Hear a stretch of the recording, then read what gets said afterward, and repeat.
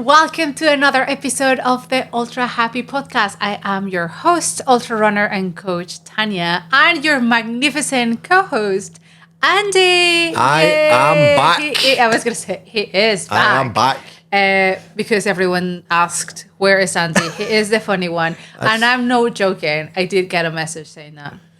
Thank you for that. Libby. Thanks, Libby. Libby. Which I want to say big cheers and congrats to actually Libby because she just finished 210 miles around Scotland. So she did the 50 GB Scotland race that I did over Scotland. Yeah. She did the big distance, which was 210 miles. That race looks beautiful. Congratulations. So it's one of the things I love about this, and actually we're going to talk about it a little bit. But I get to hear now all these people's stories of doing all these achievements, which is something I would never have done. See, actually, for me, it's not even about the running; it's actually the fact that they've achieved that. And it was even more fun that she sent us a message saying that the podcast put her through a couple of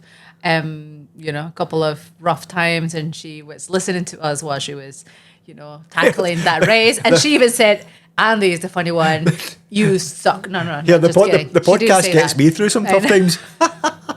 Exactly. No, she didn't say I suck. But she did mention that Andy was the funny one. So, yeah, that was fun. Listen, I will take it. I will take anything I know. Like that. It was so good to hear that. And, yeah, she was saying that what put her through the rough times was that little advice I gave you all in picking a word and then just going through that, and she picked the word grateful, and she did, she put on a lot of miles just being grateful. What was she grateful for? Having good shoes, having good sneakers. I'm grateful it's not raining.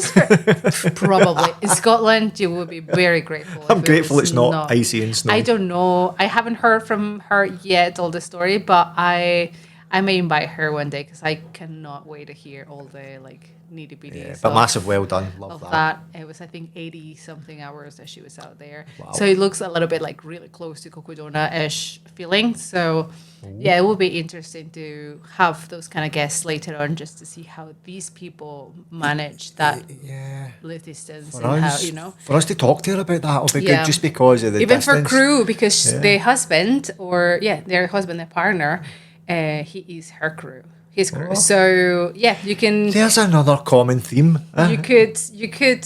He's an ultra runner as well, but this time they have to. One is usually the crew, the other one's the one running. So that will be interesting for you actually to ask, how to be, what to do. Don't bring waffles. Yeah. So exactly. It's been a rough couple of weeks. We've been all over the place, and we apologize for that. I have family over. Yay! Mom and Dad are here, and they still here. Yay! On it now for my birthday. So it was my birthday. Yay! Yeah. And it was. You done well. I know. What was your favorite present? I'm not gonna say. I know what it is. But I was very lucky to have my family here, and obviously because of that we've been away from the media, social media and everything. I've been so disappeared. I've been keeping my trainings. So yes, we're still training for Jordan. It's I think now 5 weeks, which is so close now.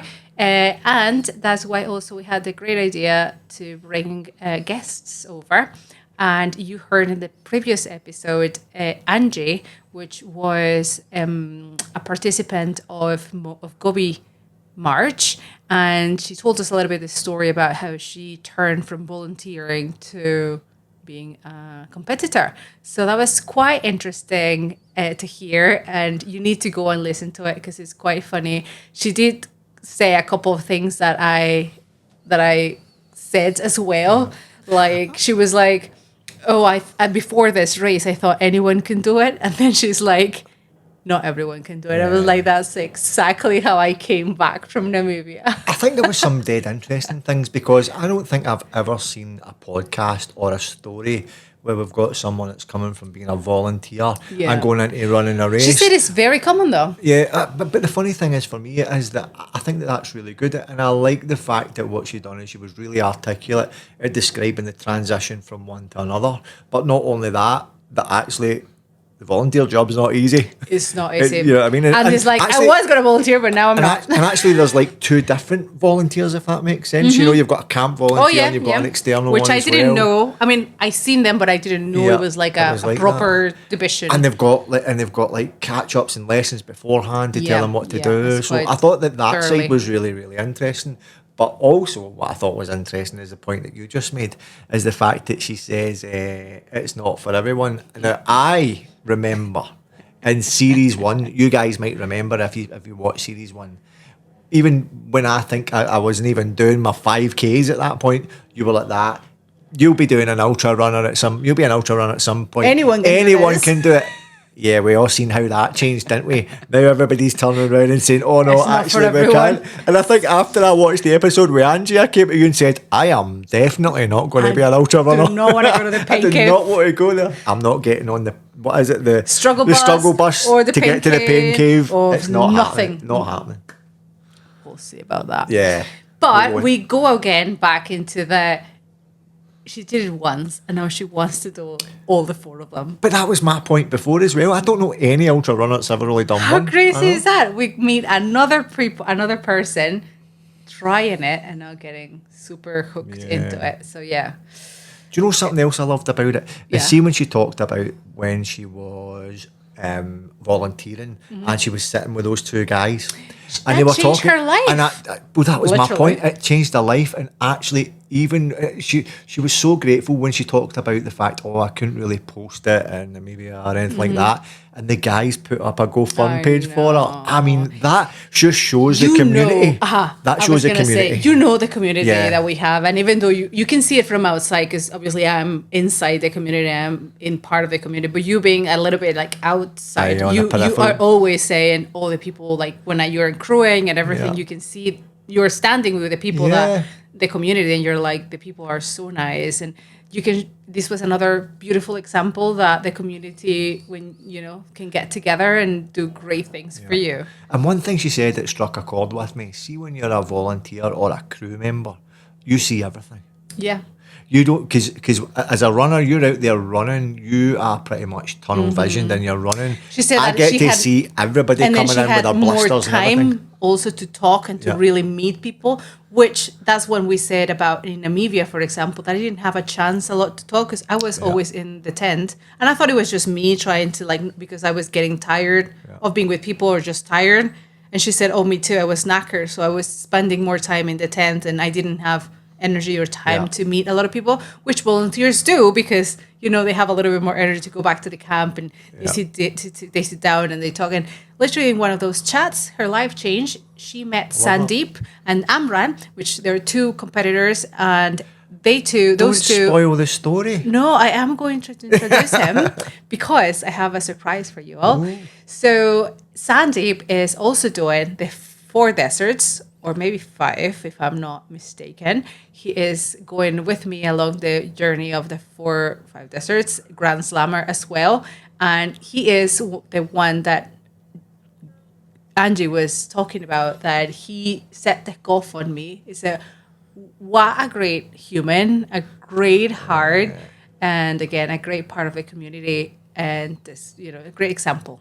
So I have him here with you all. I spoke with him a little bit. I didn't know about Angie's story when I spoke to him, so I did not talk about a lot of Angie in the interview because I didn't know her story. So I probably need to do a redo of this interview because it will be much more interesting now that I know about that connection. And he never mentioned it either. So that shows you again. But I think that would be even more interesting. So nice. He never mentioned, he never took pride of it, let's say, because he never mentioned it.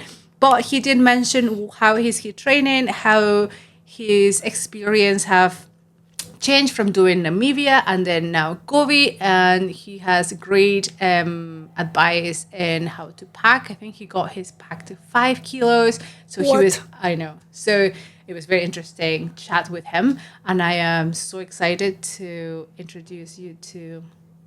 All I'm going to say is I'm looking forward to this one.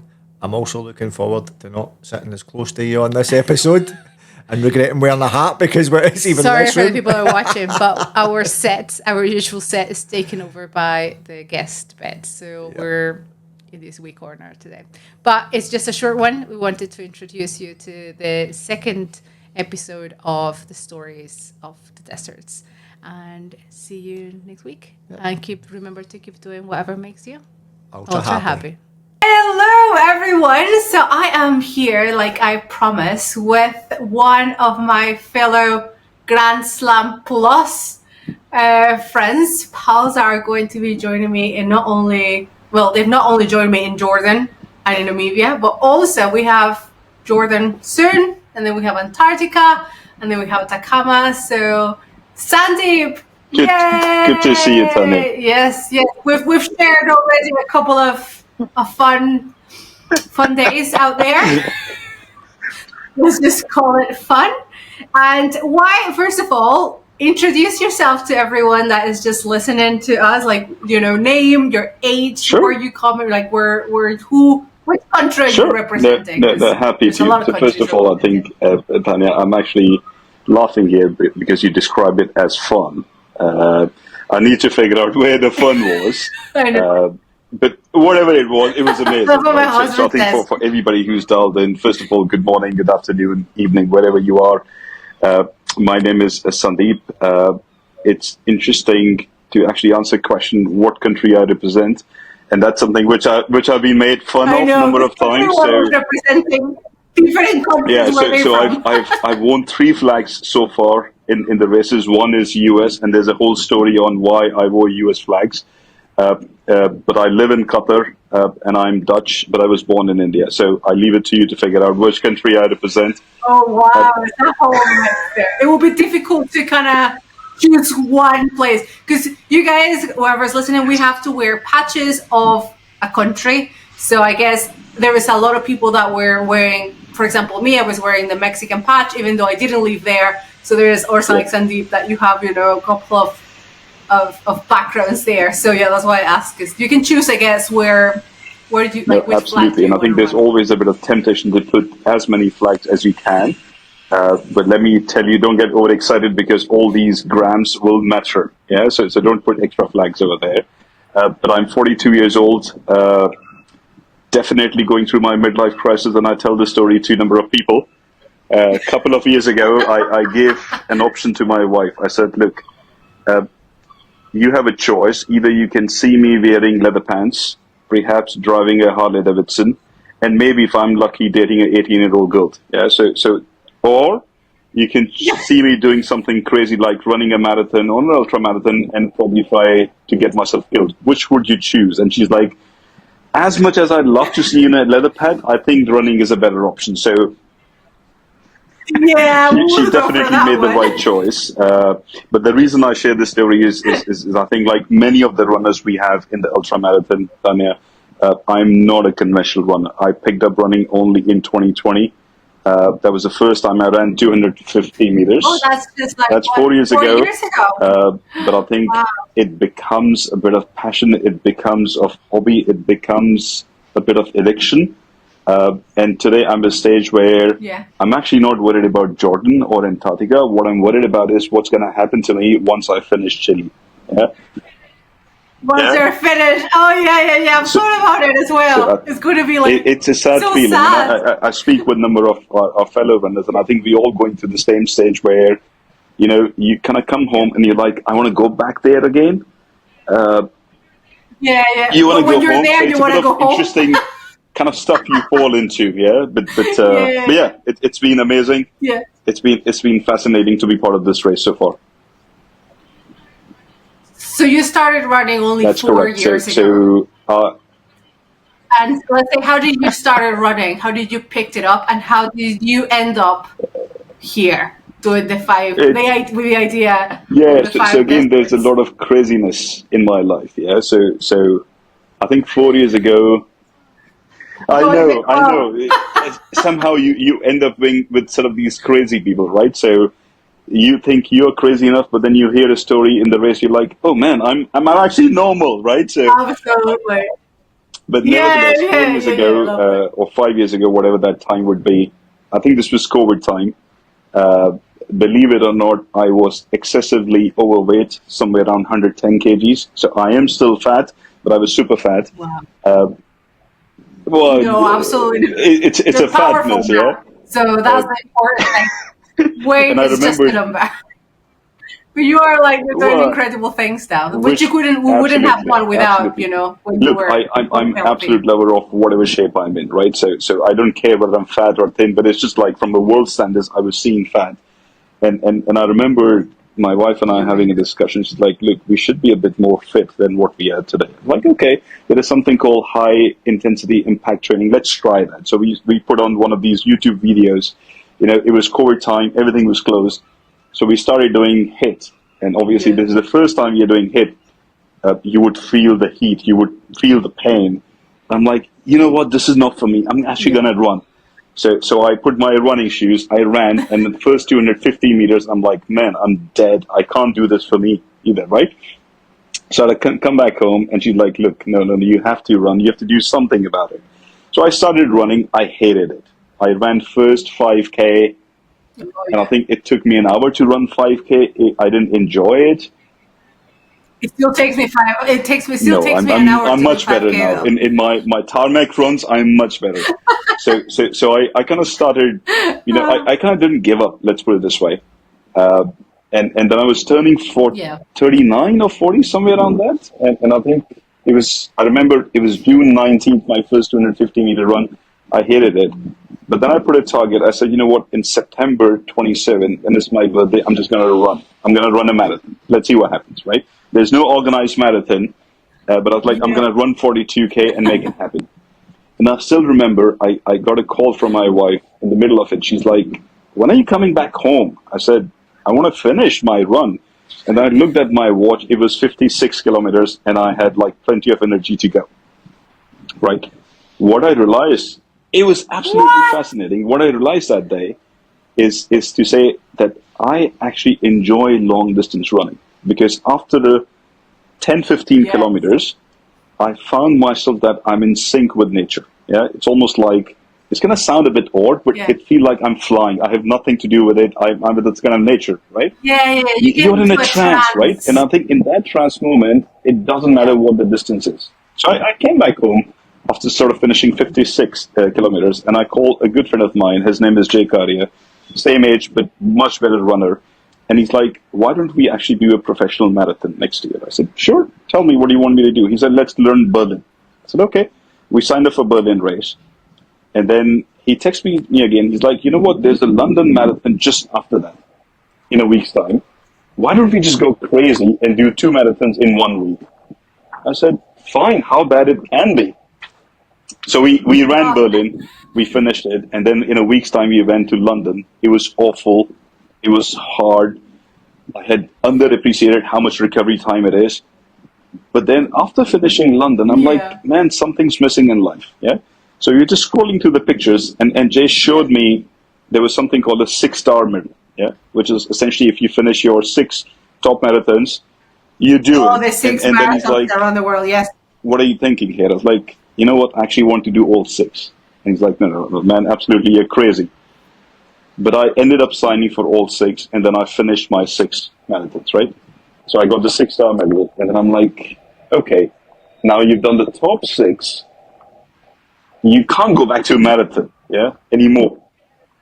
Feels odd. Yeah, no, it's too So then I was kind of Googling what are the toughest races in the world. Of course, Marathon des Sables came in, and then RTP came in, the Racing the Planet. So I signed up for one. Yeah, turns out I signed up for the worst race possible, which is Namibia. Yeah.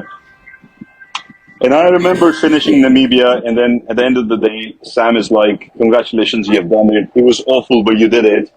Are you going to do the next? It's like, next? Which is next? She's like, we're going to run in Mongolia. I said, okay, let me think about it. I came back, I searched a bit more, and it said there's something called Grand Slam Plus, which is effectively... Oh, so you signed only for one at the beginning.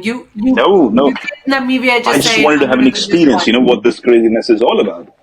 So I came back, and then what would be nice to have another medal next to my 6-star, and then just sign up for everything. And I remember calling Sam, who is one of the organizers, saying, Sam, I'm actually signing for everything else. She's been And then she questioned me. She's like, are you sure? I'm like, Sam, I've not been more sure about anything else. I'm signing up, and then I signed up for everything else, if you like. So that's how I end up here, Tanya. A bit of short story. Oh my God. So I didn't know that. I thought since the beginning, since we met in Namibia, you were already like a Grand Slammer. Trust me, no. I have better things to do in life. But now, no more. So for Namibia, let's just go into the first one. How did you train for that? Did you change anything different? Did you even train for it, or did you just kind of, I like how you assume that I trained.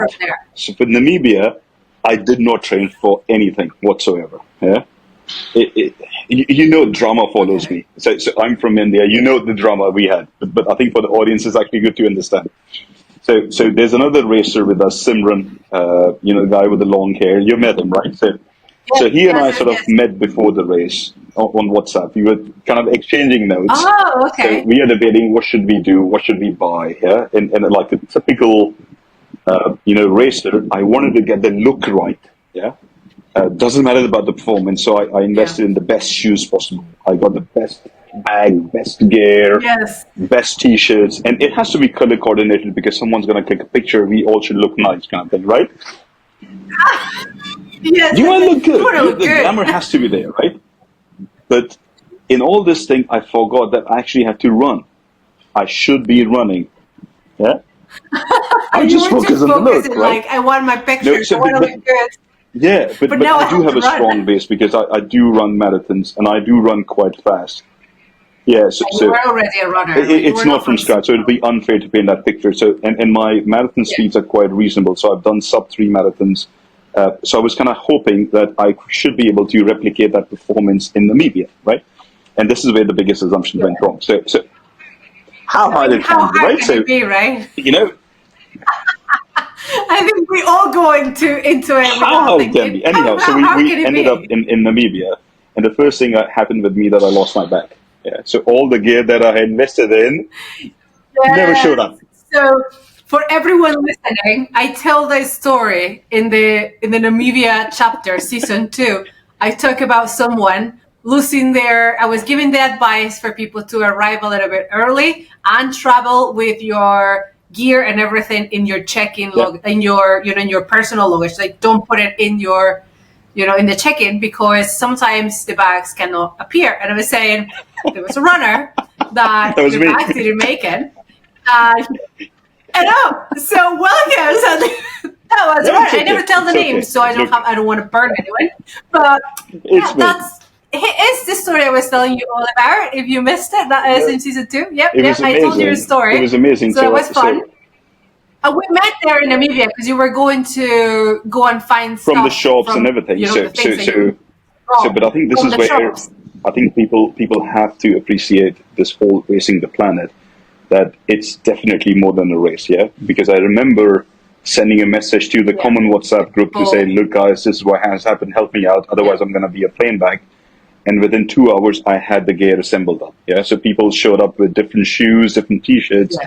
And that's one of the reasons why I was wearing a US flag, because somebody gave me a T-shirt with US flags. Yeah. So my kids still ask me, Dad, why do you have a US patch on these things? I'm like, yeah, because it's the border T-shirt from Terry. So it's not my T-shirt. So it was fun, but nevertheless. Yeah. So I had to run in a completely different gear, which was not my own. So my shoe size is 45.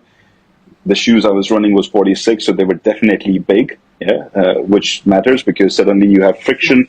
And then I was introduced to something called blisters, which has never happened with me. But suddenly I have like blisters all over. Yeah, you had blisters. Yeah. And the shoe that was not your right size probably made it even worse. So from the whole thing about that, I did not train. I thought that it's easy to replicate your marathon on ultra marathons, and the fact that I didn't have a gear made it even more fun. Yeah, but the reason I tell this again and again to people, because a lot of us assume that marathons and ultra marathons are all about body, your physical demands, your physical needs. Yeah, It is, your body No. is capable of remarkable things. We actually forget that. Yeah. Yeah. It's all about mental resilience, at least for me. I remember second day, there was a crazy long road, if you remember. There was nothing to be seen. You're just walking on this path and you're the road to hell, why are we here? I remember reaching checkpoint 2 and I sat there and I'm like, you know what? Why am I even doing this? I'm not going to get up. I'm not going to go. And there was Sal, one of our other competitors from New Zealand. There was Christina. Sal. There was Angie. And they all three somehow said in the same tone, same time, Sandeep, you're not giving up, get up. Right? And for the next stretch, Christina and Sal just ran with me. They're like, we're not leaving you alone. You have to run. You're not giving up. There's no reason. And you'll be surprised what your body can do. And I think that was magical, right? Because I had reached checkpoint 3 and I'm like, I don't feel any pain in my body. Why the hell I was thinking about giving up, right? And that story continues that if you think you haven't trained, that's okay. Though I would strongly advise that you should train. You should definitely break into your shoes. You should definitely run. Yeah, definitely you should train. But if you haven't, that's okay. Yeah. Yeah. There's a lot of people, like I was saying in the previous podcast as well. There's even if you're not a runner, you can walk. Absolutely. Like there's people that can just walk it and have the time of your life. It may take you a little bit longer, but again, you will practice that mental resilience because walking it is as hard as running it or trotting it or whatever. So definitely, it's a lot of mental resilience, and that was so good because Christina and I had, I think it was stage 4 or 3 or 4 that we pretty much stayed together the whole time. She's an amazing athlete, and it was. Like you were saying, it's more than a race in the sense that the people that you meet, and that when you were feeling a little bit low, maybe they gave you their hand and you were able to push forward. And I was talking to the Japanese guy who came first in Mongolia. I forgot his name. I was talking to him, and even he walks at some distances. Yeah. So what he was telling me, he said, look, you will not find a single human being that runs all the time in these races because you just can't do that. Yeah. So from that perspective, and I think that a lot of the runners, they actually go through this question: if I'm walking, I'm not running, is that good? Yeah. I think that Japanese guy actually told me a very simple thing. He said, as long as your legs are moving, you're running. Yeah. Yes. As long as you keep moving, you're doesn't matter whether you call it walking or running. The problem you're trying to solve here is you have to go from point A to point B. Your speed doesn't matter. It's all in your head. And I think if you can get past that, I think people will start enjoying. But you have to train that. Yeah. So.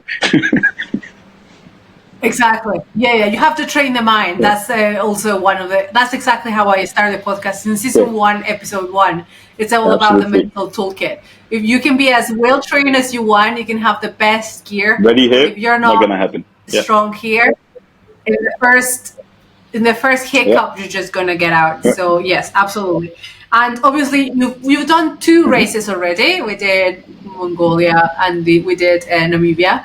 Is there anything that you would say that went, like, let's say the first one in Namibia, what went, well, you lost your back, so that went bad.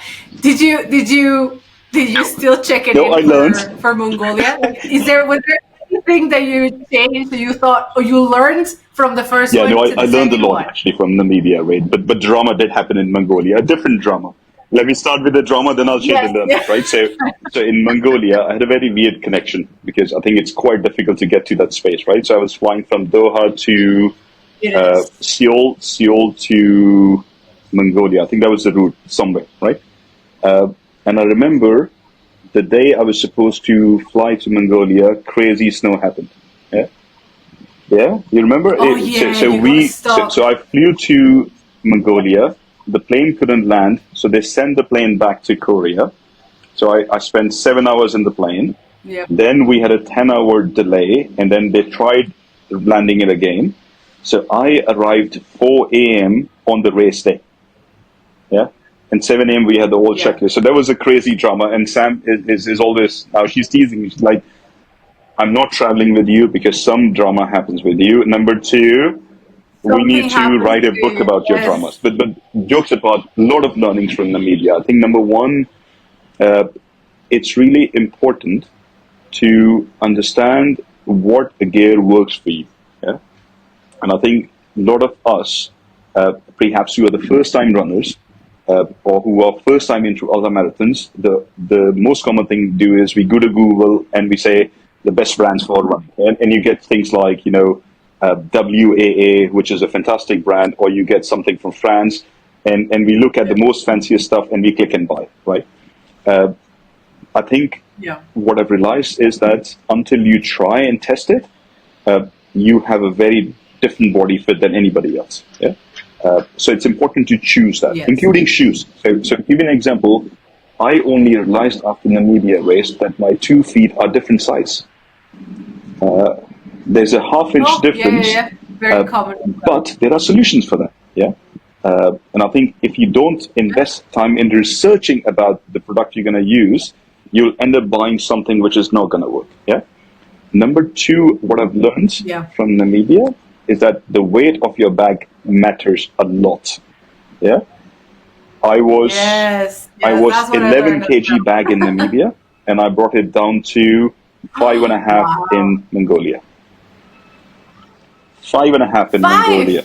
Yeah, that is so amazing. Nope, I've reached perfection in terms of bag, and I've reached a perfection to the extent. Yeah. I need to talk to you then. You need where to tell the top 3 runners, including Yasmin, are trying to ask me what equipment do you have so that we can bring the weight down, right?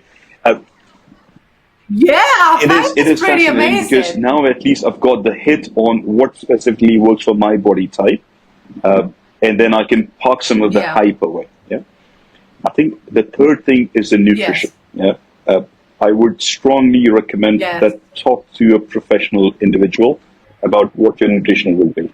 Yes, there are a lot of websites where you can just plug and play, but if you don't talk to a specific individual, you will always be overeating, right? Why I say that in Namibia, I love to eat. Yeah, I'm a foodie.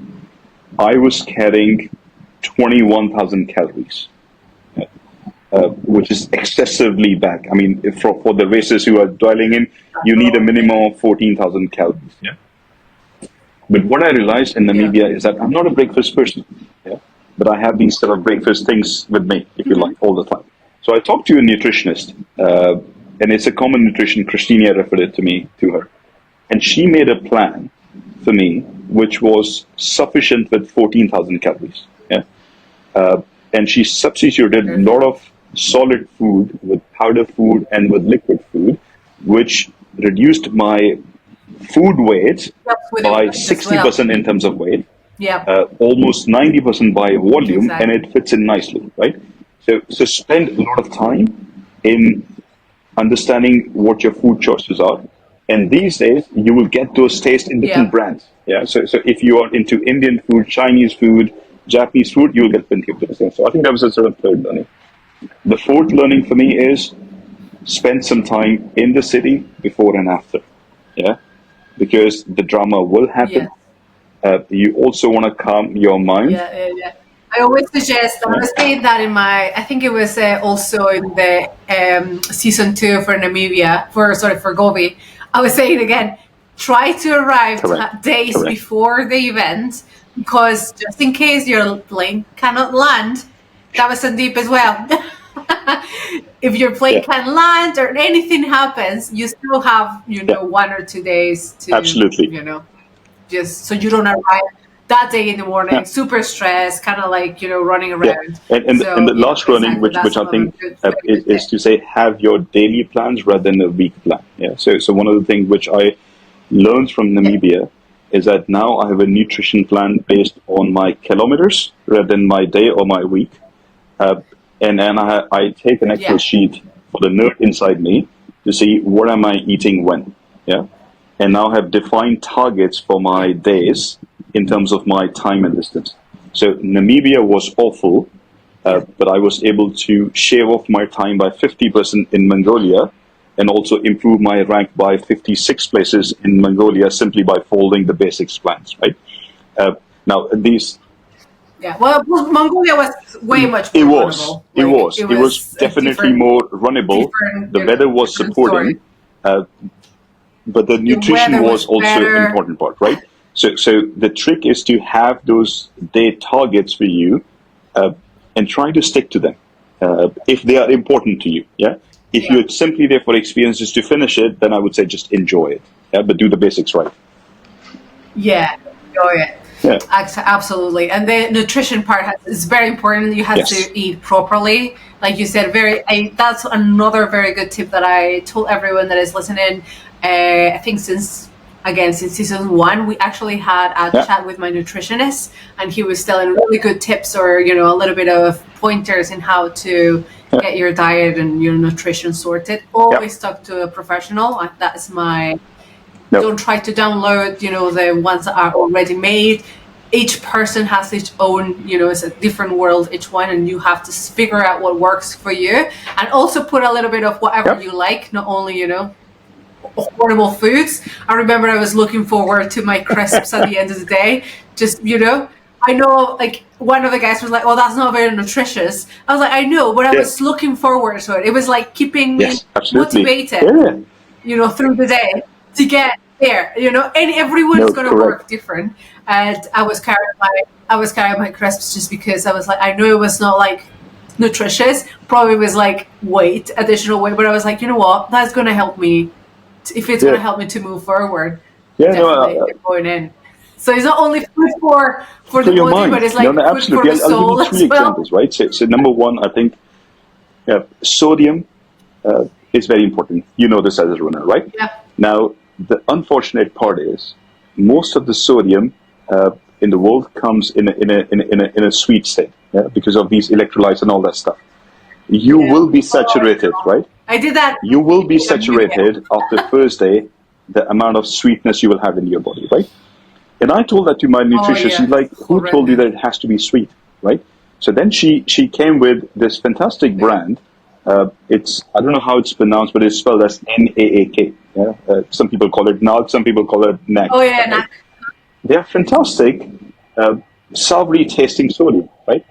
And I think it's actually a very good intervention, and that's the sort of beauty of speaking to professionals, right? Number 2, you don't have to buy food from the market; you can make it yourself. Yeah. So there are so many recipes, and in Mongolia, what I tried was what I call the date balls. Yeah. So you make balls from the dates, and they are actually high in nutrition, but they are yummy. Yeah. Yeah, absolutely. And the third thing is what you said. I actually love a candy called Kopiko. It comes from the Far East, which is a coffee tablet with sweetness. And I carried exactly 7 of them. Exactly 7 of them.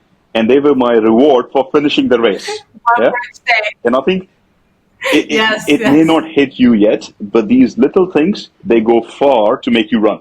Yeah. So those little things have them. There was one lady who was running with a teddy bear. I don't know if you noticed or not. I actually asked her, like, "Why you have a teddy bear on your back?" And she's like, "This is a reminder not to give up. It works for me." Right? So those things are important. Yeah. There's the guys that are running with a chicken that makes funny noises. As well, it's like someone is just running with a toy. It's like you're trying to cut weight, and there's people adding weight in it. It works. But yeah, exactly. If it works for you, same thing. So yeah, you have to figure out what works for you and kind of like choose your battles. That's how I call it. Choose one thing for the other. But that is exactly. I always say that, and it's great that you're kind of like in the same wave of thought. And I will ask you for: would you change anything from the last one? Yes, absolutely. Are you still learning? I think number 1, I'm changing my shoes again. Sand and correct. Depending on the terrain. Yeah, so I'm changing my shoes. I think that's the first change. I'm also not going to carry those sticking poles, whatever you call them. I think I realized that I'm actually better off without them. So I think that's the second change for me. I've made further changes in my nutrition plan. So I have to meet the 14,000 calories. I don't eat 14,000 calories, but I've substituted a few things from last time. I think number 4, I'm changing sunscreen. I burnt myself badly after Mongolia. I think that's what it's going to be. Seriously, even those little things, little things do add up, because those little burns, you may not feel it, but they end up impacting you last time. I found a very good solution for my blisters. So it turns out there's a K-tape that you can wrap up for blister prevention. Fundamental change I've done is in socks. So I'm going to wear what they call the toe socks, which are quite a specific brand for runners in marathon disables, which I'll do it. And the last one is I've integrated music. So I don't listen to music or podcasts when I run. But I think after the long march in Mongolia, I think I need to fight the hallucinations that you experience. You were already losing it. It's a lot of time just thinking about nothing. But apart from that, I think I feel ready for it. I do run with music or with podcasts or audiobooks, and I kind of like, it helps me to keep a rhythm. Like, I'm just not concentrating, and so I'm just like, I do enjoy that, definitely. Oh, exactly. You need to tell us how those socks go. I've been training in them, and I think so far I'm actually quite impressed with them. I was speaking to a number of people who have gone through marathon disables in the past. They said, look, the blisters will still happen because you are running for a long time, but the probability reduces. And I think combination of K-tapes and combination of these socks, they actually help. It's actually funny, somebody mentioned to me. They said, if you think about it, the more time you spend on your foot, the more blisters will happen. So if you want to avoid blisters, just run. Slow, you will have more blisters. Just run, exactly. And also I think your feet will start getting used to. Like, I remember when I started my ultra journey, I get a lot of really bad blisters, and then just it's between that and finding the right combination between sock and shoe. Now it's not, a problem I have to fight. But at the beginning, I remember it was very painful. But now it's like, you just need to find the right shoes, the right socks, the ones that work for you as well. Because that's the other thing. Everyone is different. My socks may work for me, but not for anyone else, or the shoes. Finding that it takes time. It's a little bit of pain, but spend money on this. I would say, look, your greater investment is shoes, because you are on foot for 250 kilometers or 150 miles, depending on what units is used. So it's really important to get that part right. So save money wherever you can, but not on the shoes, because I would recommend to people. Absolutely. And Sandeep and I, we shared a couple of kilometers there in Mongolia, and we were just chatting, and it was so cute because you were running with a picture, a little picture that your son, your daughter, right, gave you. That was so cute. And also, I think it was in Namibia. Like the guys that have parents, the guys that are dads.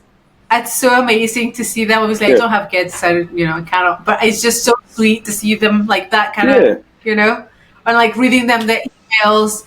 And I was in a tent with some people in Namibia, and they were like reading letters as well that the kids were sending. And it's just, I feel like it's such a great example for the young generation to be like, oh my God, my dad is doing something amazing. Yeah, I know. And it serves both purposes, right? So I think that's one of the deeper sort of points in my own life. So I run because I want to teach my kids that anything is possible.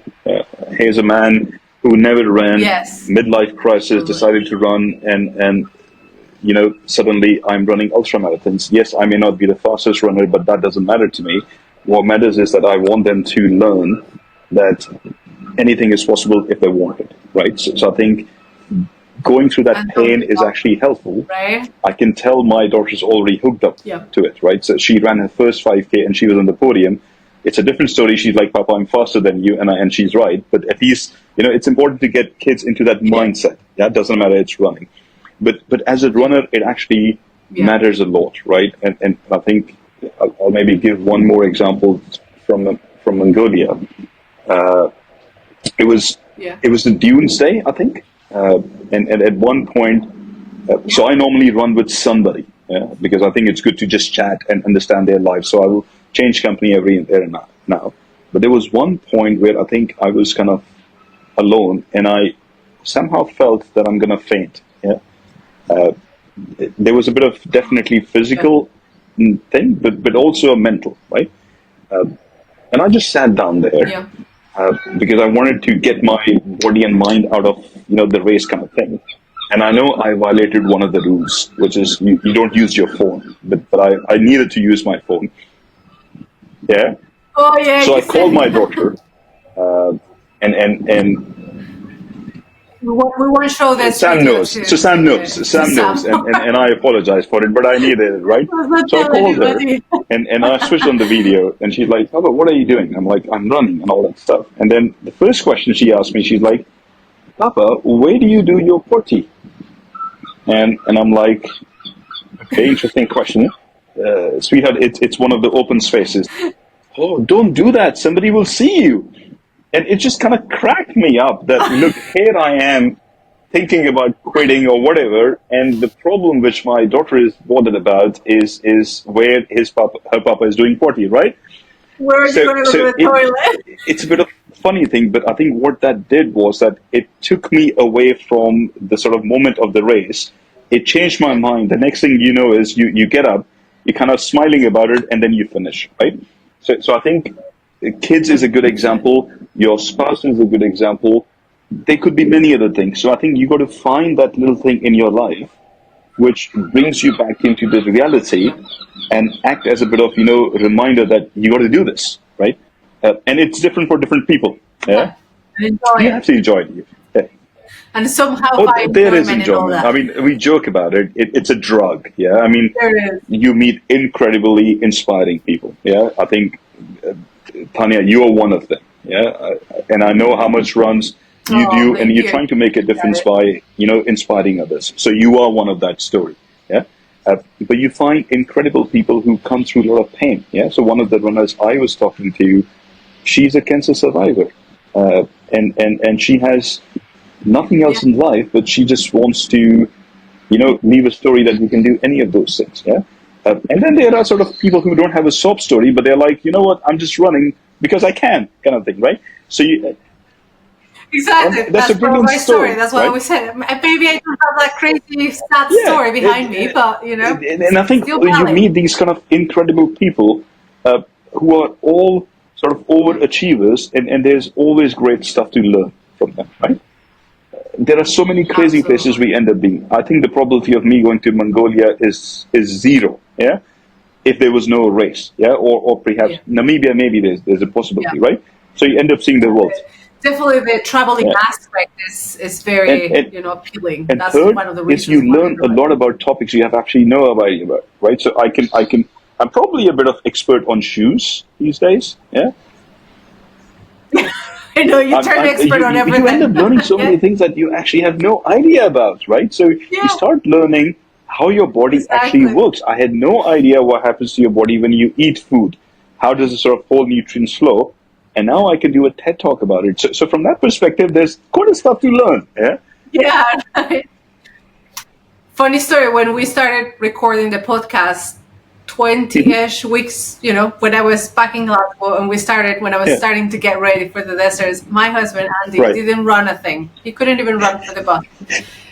But because of all the chats that we started, I was a runner. He was kind of like, in the chats, in all the episodes and everything. He started feeling a little bit of the spark in there.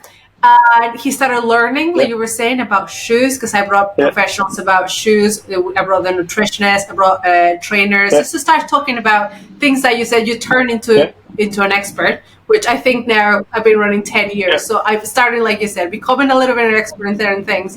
And now Andy, because he's just started listening to it, and he's now running. Fantastic. Right? So, you start turning into, so that's the whole point of the podcast. If we can bring a little bit of, golden nuggets that we've found in all this, and, helps someone to kind of get started or, help them to look for certain things. That'll be interesting sight to see a Scotsman running. So, that'll be interesting sight for Andy. So. Yeah. Maybe one day. I'm trying to see if he wants to do an ultra marathon. He will do. Trust me, the bug will. He will. Right? It'll happen. I can already see that. And all the traveling thing that I was saying, it was amazing because we actually walked together into that little absolutely chapel thing, or like that temple in the middle of that massive, horrendous climb. And we were like walking in together. And yeah, when we were walking in there, I was thinking, like, we are so lucky to be here. Like, how many people you think have climbed all that? Well, apart from local, probably that go to that temple, but like tourists, I wouldn't think a lot of tourists go there. It's the same. It was the temple. So you're like these unique places in the world that are definitely make a difference. So you told us a lot of funny stories. I wanted just to close the chapter with, tell us like the funniest story. You told us already a couple, but I'm sure you have more. So, okay, I'll tell you something now. I'm already even thinking about it. So I'll tell you 2 examples about how prepared I was for Namibia. So we are running. So Simran and I are looking at each other, and I'm like, dude. He goes like, these walking sticks, they keep on folding up. Why is this? I'm like, dude, you're supposed to pull them so that they get locked, and that you use them. So we actually had no idea how to use the walking sticks. We just ended up buying them, and we are learning on day 2 that there is a lock mechanism. That's how you use them. But my sort of blonde moment also came. You have to use a lamp on the nights, on the long march. I didn't realize that you're supposed to charge them before using it. I thought you can just switch it on and then use it. I figured out only during the day when I opened the box that there is a battery and there's a lamp which needs to be done together. So this is how we did literally the Namibia race, where we literally opened the stuff from its original packing during the race days. Oh my God. It's like you were overly prepared. You're like, I have the best headlamp, the best pose, but I don't know how to use any of them. I definitely looked like a runner. I think the pictures were fantastic from Namibia. I felt great as a runner, but I just wasn't prepared. But still, it was fun. I made... Yeah. Well, you were prepared. You were just... These little things which are important.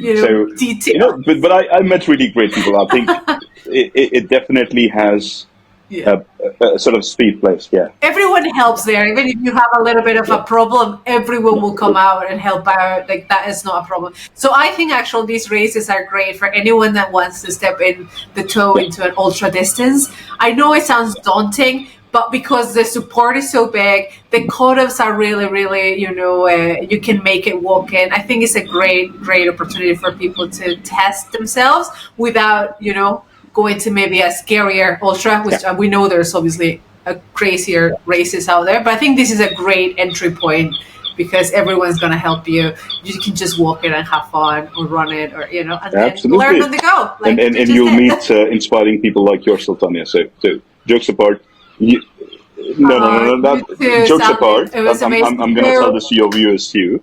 I think Simran and I have taken a lot of inspiration from you. So there have been points where we were like, "Oh, we have to beat her. She's running ahead of us." So you were our benchmark number of times, and I'm glad to say, "Oh, you were." Oh, really? But I'm also very proud to say that there were times where we couldn't beat you.